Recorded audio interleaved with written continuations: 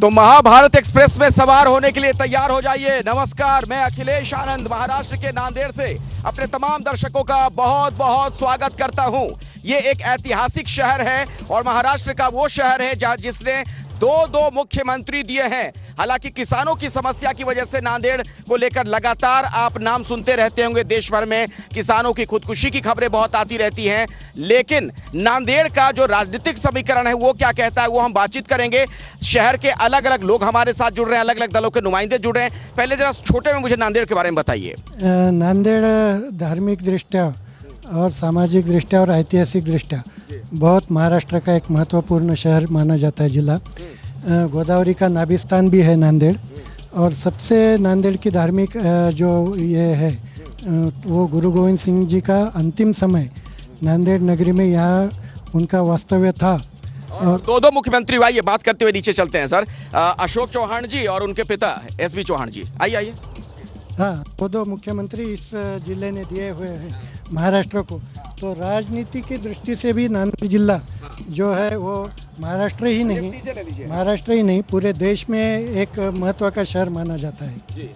अच्छा, पॉलिटिकली देखा जाए तो क्या लगता है किसका प्रभाव वाला इलाका है ये सदा? ऐतिहासिक अगर आप 1952 से अगर लोकसभा का इतिहास देखें तो ये कांग्रेस का पारंपरिक गढ़ रहा है।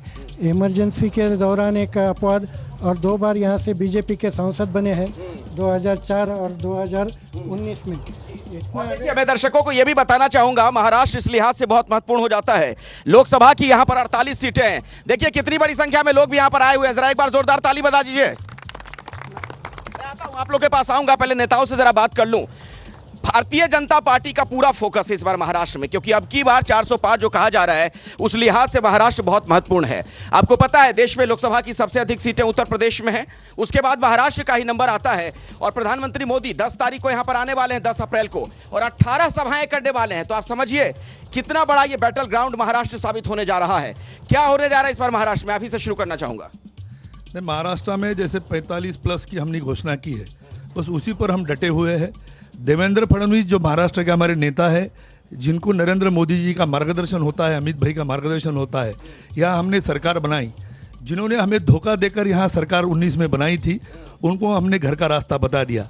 Politics is the instrument of social and economic reforms, ये भाजपा की धारणा रही है। राजनीति ये समाज और अर्थकारण बदल का आयुध है। केवल जातिवाद और परिवारवाद के कारण हम राजनीति नहीं करते, तो देश में और दुनिया में अपना सिक्का जमाने के लिए राजनीति करते हैं। 2047 में जो विकसित भारत होगा वो किस तरह से होगा, इसका जो चित्र हमने खड़ा किया है, उस दृष्टि से हम आगे बढ़ रहे हैं। देश अब आगे बढ़ रहे हैं। कांग्रेस कहां है सर? क्योंकि अभी जो बैठक आप लोगों की हुई थी उसमें नाना पटोले, बाला साहब थोराट साहब तो नाराज होकर निकल गए थे। खबर आई कि उन्होंने कहा कि अब शीर्ष नेतृत्व दिल्ली का सब कुछ तय करेगा। ये उठापटक की खबरें जो आ रही है, इस समय कांग्रेस कहां इस लड़ाई में? कांग्रेस बहुत अच्छी पोजीशन में है। नांदेड़ का लोकसभा कांग्रेस सेकुलर है, बोल के भी ये लोकसभा नांदेड़ की इसमें जनता ने तय कर दिया। सेकुलर मुस्लिम सब, दलित भाई, आदिवासी सब, मराठा, बमन सब लोग अभी जरूर है सेकुलर की। इसी वास्ते कांग्रेस की पोजीशन बहुत अच्छी है। कांग्रेस की पोजीशन अच्छी है। मोदी जी का कितना असर देख रहे हैं यहाँ पर आप? मोदी जी का उतना इधर नांदेड़ जिले में उधर असर नहीं रहेगा। इसके पहले ही मोदी जी आए थे, जब भी हमारा कैंडिडेट यहाँ पर चुन के आया था, उतना मोदी जी का उतना सिक्का यहाँ नहीं चलेगा। मोदी जी का सिक्का नहीं चलेगा? नहीं सर, नहीं चलेगा। सर वो लोग जो 2014 में 2019 में आए थे, जहां लोहा में एक सभा ली थी उन्होंने बड़ी, तो वहां का विधायक गिर गया था। आप इतिहास देख लीजिए, महाराष्ट्र में नांदेड़ में अभी तक रिपीट कैंडिडेट नहीं हुआ है। कोई भी पार्टी से हो, रिपीट नहीं हुआ है। नांदेड़ की जनता ने हर बार नेक्स्ट नया कैंडिडेट दिया। अच्छा, एक बात बताइए, महाराष्ट्र में आने पे बहुत उलझन सी इसलिए हो जाती है लोगों से बातचीत करने में कि 2 बड़े जो यहां पर दल हैं वो 2 गुट में विभाजित हो चुके हैं, चाहे एनसीपी हो चाहे शिवसेना हो। ऐसे में यहां की राजनीति किस ओर जाती हुई दिख रही है? किसका आपको लग रहा है पलड़ा भारी है? ऐसे में महाराष्ट्र में अगर विकास के तौर पर देखें तो महायुति के जितने भी हमारे कैंडिडेट हैं, मोदी जी है तो मुमकिन है। आज महाराष्ट्र में नहीं तो पूरे देश में विकास होने वाला है। पूरे रास्ते देखो तुम ऑल इंडिया के, तो वो हिसाब से अगर सोचे तो यह नांदेड़ जिले के हाथ से जो 2 बड़े नेता है यहाँ पे, अशोक राव जी चौहान साहब और ये अभी जो एमपी है प्रताप पाटिल चिखलीकर साहब, तो वो हिसाब से नांदेड़ में किसी भी हालत में चौहान साहब और प्रताप पाटिल के नेतृत्व में ये खासदार चुन के। बताइए, आप प्रकाश आंबेडकर जी की पार्टी से हैं, आप लोग अब एमवीए के साथ हैं नहीं, फिर आप कहां इस लड़ाई में?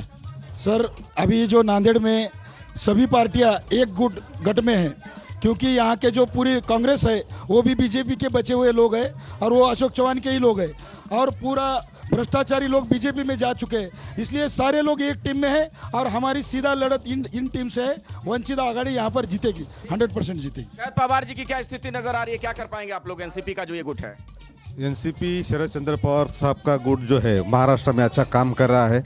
महाराष्ट्र में उनके नेतृत्व में ही महाविकास आघाड़ी का गठबंधन हुआ है और आने वाले इस चुनाव में भी नहीं, लेकिन आप लोग कमजोर हो गए ना, अब चाचा के साथ भतीजे हैं नहीं, उधर चले गए, कैसे होगा फिर? ऐसा कुछ नहीं है। अगर समझो मोदी साहब अगर बोलते कि 70,000 करोड़ का घोटाला महाराष्ट्र में अजीत पवार ने किया है और दूसरे दिन ही आप में से किसी कुछ बोलना है, हाथ उठाइए, मैं आऊंगा। दूसरे दिन ही वो भाजपा में उनका प्रवेश करके उनको उप मुख्यमंत्री बनाते हैं, तो इनके पास जो वॉशिंग मशीन है, क्या वो वॉशिंग मशीन का पाउडर हम ढूंढ रहे हैं मगर वो मिल रहा नहीं कहीं पे, ताकि आपके यहाँ भी जो है उसको धो दें इसी तरीके से, उसी वॉशिंग मशीन में। वॉशिंग मशीन की बड़ी चर्चा है हर तरफ, जहां भी मैं जा रहा हूं महाराष्ट्र में भी वॉशिंग मशीन पे बड़ा फोकस लोगों का नजर आ रहा है। बहरहाल आप लोग क्या कहना चाहते हैं, क्या कहना चाहते हैं सर, फटाफट छोटे छोटे में। मैं डॉक्टर सोन कामले सर, देश में पूर्ण तय किया है, सारी जनता नेता को नहीं देख रही है, अभी सारी जनता आप कांग्रेस के साथ है, सारी जनता कांग्रेस के साथ, भारत की सारी जनता। हम एक थीसिस कितनी सीटें आएंगी कांग्रेस को? कांग्रेस के सीटा 300 के पार, कांग्रेस की 300 के पार कांग्रेस आ जाएगी। महाविकास आघाड़ी के साथ पूरा देश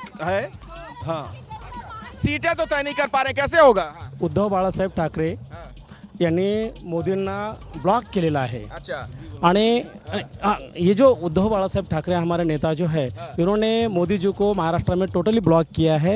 यहाँ पे एक ही पिछली बार तो साथ ही थे ना, अब हाल फिलहाल में झगड़ा हो गया। उन्होंने गद्दारी करके बाहर निकल गए हमारे से, हमारे लोगों को चुनाव। कौन निकल गए? पहले तो आप ही लोग निकल गए थे। नहीं, हम नहीं गए। जो भाजपा की राजनीति जो चलती है, जो भाजपा की जो राजनीति चलती है, तोड़ो फोड़ो जो कर रहा था, ये तो बहुत सारी महिलाएं कुछ कहना चाह रही हैं। महायुति के साथ महाराष्ट्र की जनता है और अभी भी आपके बार 400 बार ही होने वाला है।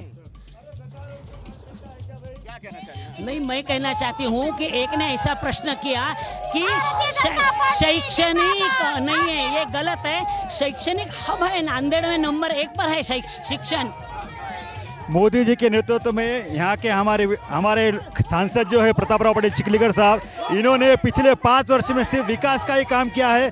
अभी तक नांदेड़ में किसी भी सांसद ने पिछले कई सालों में कोई। मैं आता हूँ, मैं आप लोगों के पास आऊंगा। दोपहर का वक्त है, आप समझिए, बीच दोपहरिया, लेकिन लोगों का उत्साह जरा देखिए। भयानक गर्मी के बावजूद सियासी तपिश भी बहुत ज्यादा है।